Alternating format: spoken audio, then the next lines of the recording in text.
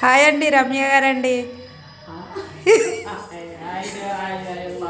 ఏం చేస్తున్నారండి ఇప్పుడు? ఇప్పుడే ఆఫీస్ రూమ్లో వర్క్ చేసుకుని ఫినిష్ చేశాను.